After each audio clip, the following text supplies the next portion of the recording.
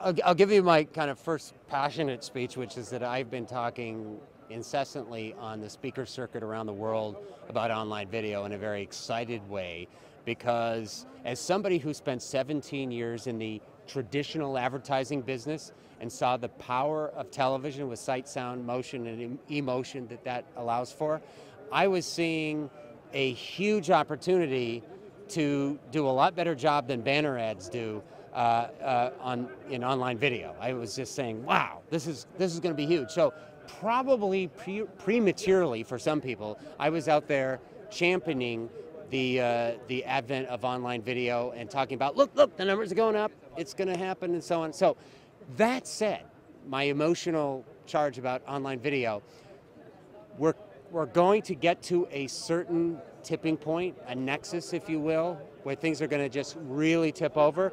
But the reality check needs to be looked at. And that is that if you look at online video today, roughly 2/3 to say 70% of all internet users, and this is just looking at the US, are consuming online video today. If you look at millennials, which I'm talking about tomorrow at this very conference, you will see those numbers in the 90s, okay? So huge amount of people on a penetration basis using online video. And their usage of it is indeed growing. However, the one kind of roadblock, or the reason why we're not seeing online video dollars, which are around 3 billion and growing 40–50% a year, why they're not bigger, is simply because the amount of time people are spending at this current moment in time is not huge. But we're going to see a real transition very soon. Let me just kind of quantify that. The average American spends 3–4, depending on which number you look at, 3–4 hours a day watching television on a formal television screen, a standard television screen.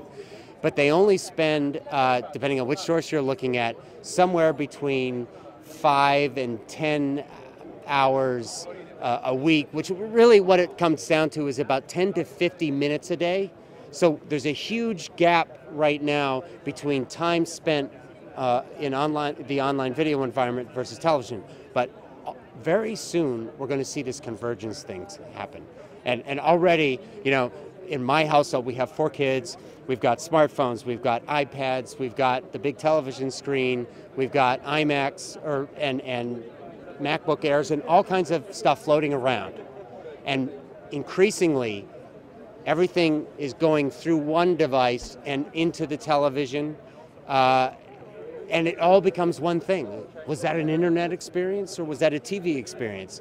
And so when things really do collide from a technological standpoint, there will be a point in time when we don't really know what's the difference. And at that point, what we're going to see is the $70 billion TV market, right? And then we got the $3 billion online video market. We're going to start to see vast sums of money switch over to the online video market because the consumption is going to be there. And whether it happens actually on a physical TV screen is going to matter less and less, because if it's, you know, it's the programming, and people love video. I think what we're looking at is probably the next 5 to 7 years, there's going to be a massive shift. If I were in the TV business right now, NBC, ABC, you know, maybe even some of the cable companies, I'd be really nervous. You know, we've all seen what happened with the music industry. I think the TV and movie business has a better shot at this, but there's going to be a huge cataclysmic change that happens over time, over the next few years. The beneficiary of all that is going to be the consumer, no question. Other than that, I don't know who the players are going to be, but I'm very excited about it, because the thing with online video is it's not just about advertising, it's not just about putting a message in front of you to interrupt the programming you came to see in the first place. Increasingly, we're going to see this phenomenon, what I call magnetic content, where marketers are going to get smart about producing their own video content that is compelling in its own right, or entertaining in its own right, or useful. Think of every marketer has a story to tell about their brand, and they can do it far more effectively when they have sight, sound, and motion, actual people talking about the product or an actual live demonstration. Similarly, if you are looking further down the funnel, like I just want to get people interested in my product or service, whether you're talking B2C or B2B, do a how-to video. You know, if you make a floor cleaner, do a series of videos on how to clean floors, and oh, by the way, here's some products that you can use, and they might include yours.